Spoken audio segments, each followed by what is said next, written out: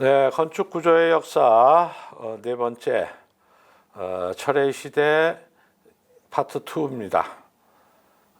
이 시간에는 19세기의 건축과 구조의 갈등이라는 제목으로 얘기를 하겠습니다. 철의 시대 1에서는 19세기 초중반에 엔지니어들에 의한 대형 건축들을 얘기를 했는데요. 오늘은 건축가들과 구조 엔지니어들과의 갈등, 그 다음에 건축의 고전적인 관성과 새로운 철이라는 구조에 의한 신공법 사이에 일어났던 여러 갈등들을 살펴보도록 하겠습니다.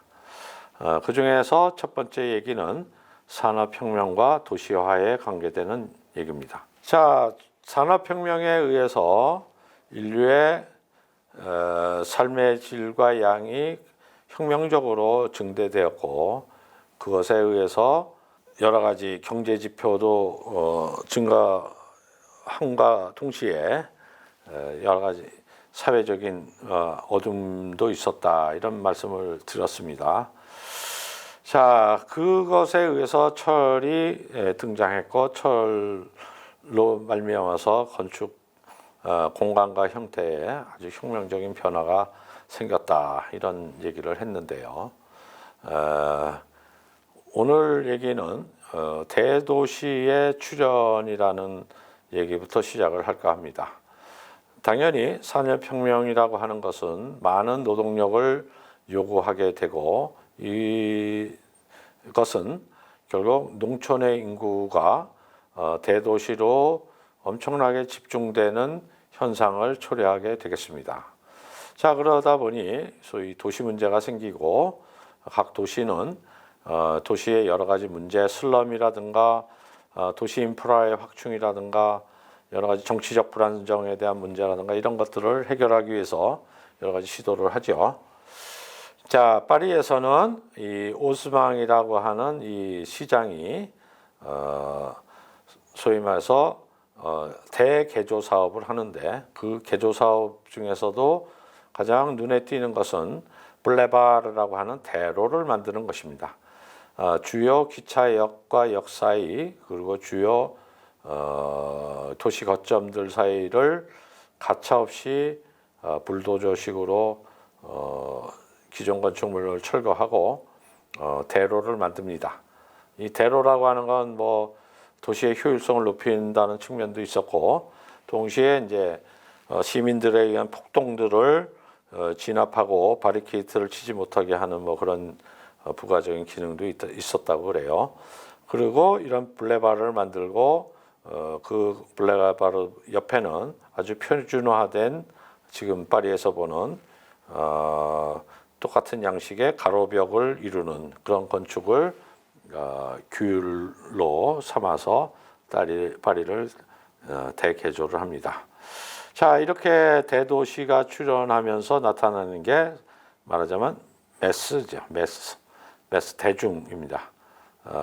대중인데 어떤 대중이냐? 익명적인 대중입니다. 과거에 우리 농촌 공동체에서는 말할 것도 없고, 도시가 적을 때에도 이웃과는 다 큰 대가족을 이루고 살았습니다만은, 이제는 도시의 시민들이라는 건 서로가 모르는 사람들이 이제 나타나는 거죠. 자, 그런 동시에 낯선 풍경들이 나타납니다.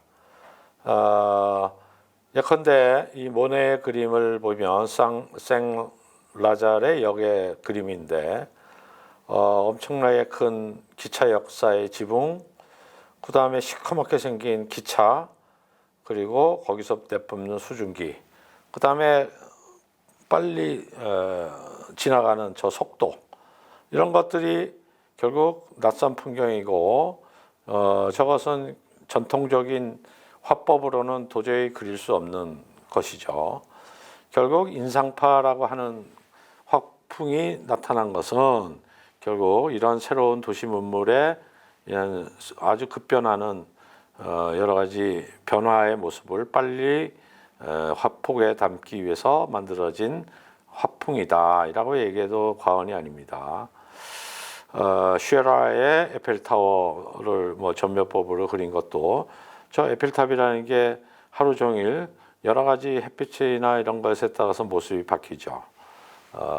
결국 밑에 글에서도 얘기하시다시피 새로운 시대에 이제 과거에 고정된 물건이나 어떤 풍경을 그리던 소위 미메시스 모방의 기능으로서의 회화의 기능은 이제 위기에 봉착되고 새로운 방식의 그림이 그려질 수밖에 없게 되었다 이런 얘기입니다.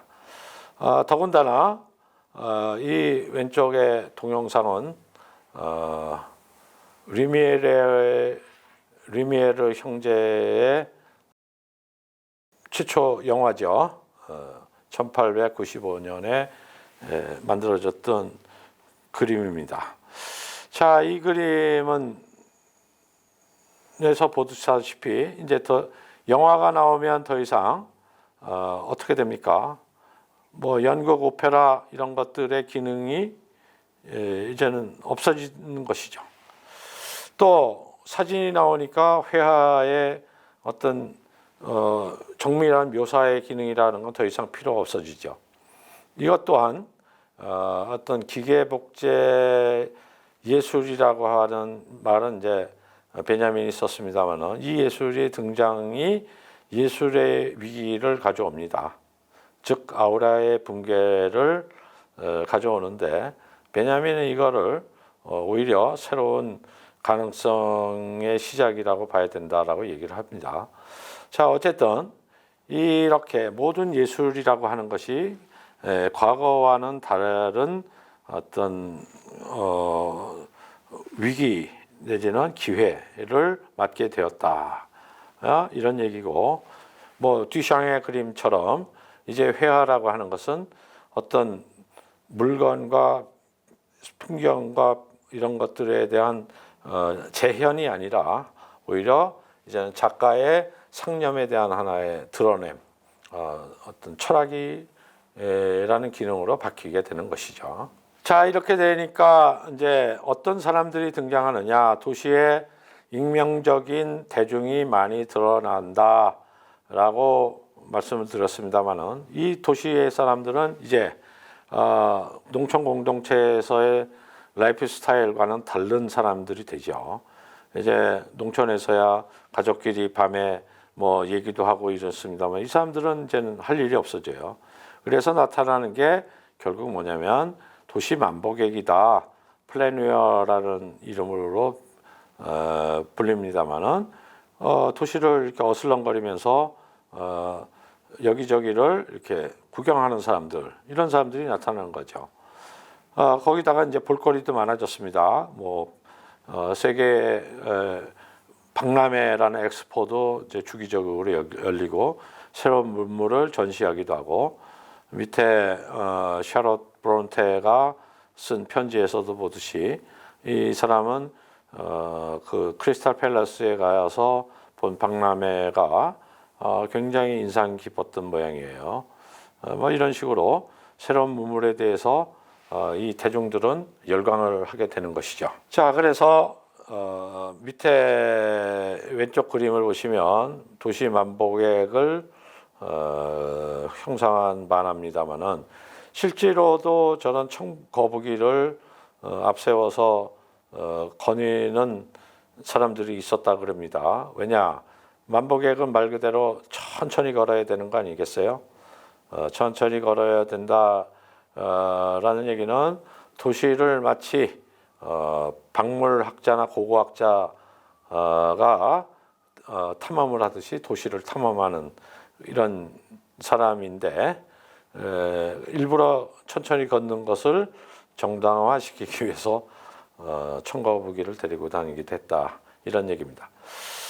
자, 그래서 이 얘기는 플라누에르는 이제 보들레르가 처음 쓴 말인데 뭐 그런 여러 가지 의미를 담고 있습니다. 자, 와 동시에 뭐 베냐민이 이를 이어받아서 새로운 노동자 계층의 소비 문화를 만들어내는 문화 현상, 그들의 심연을 꿰뚫어 보고 있는 자를 이 플라네르라고 이제 또 이름 붙입니다. 자, 이 사람들이 결국 무엇을 요구를 할까요? 기후와 비가 오든 뭐 눈이 오든 낮이든 밤이든 이렇게 거리를 산책할 수 있는 이런 것들이 필요하죠. 마침 이때 철과 투명한 유리라는 것들이 나타나서 이것을 가능케 해줍니다. 투명한 유리라고 하는 것도 만들어진 지가 오래가 되지 않았어요. 중세 때만 하더라도 투명 유리를 못 만들어서 다 스테인드 글라스를 썼던 것이죠. 자, 이제 투명한 유리와 아주 가느다란 철걸로 이 도시가로에 지붕을 씌우게 된 것이고, 이것이 곧 아케이드인 것입니다.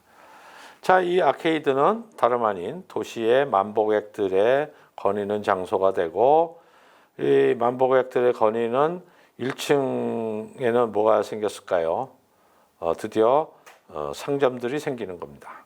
그래서 스토어 프런트들이 가로들을 차지하고, 여기서 도시 상업이 만들어지고, 여기에서 어떤 근대 도시의 여러 가지 측면들이 이제 갖추어지게 되는 것이죠. 20세기 초에 발명된 전기라고 하는 것은 이 현상을 더욱 가속화시켜서 말 그대로 이 10세기 이후에는 낮과 밤이 없는 이런 도시가 만들어지는 것입니다.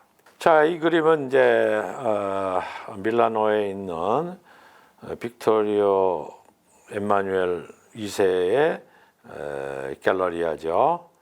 과거에는 여기에다 물을 채워놓고 뭐 배도 띄웠던 모양입니다. 그래서 여기는 진짜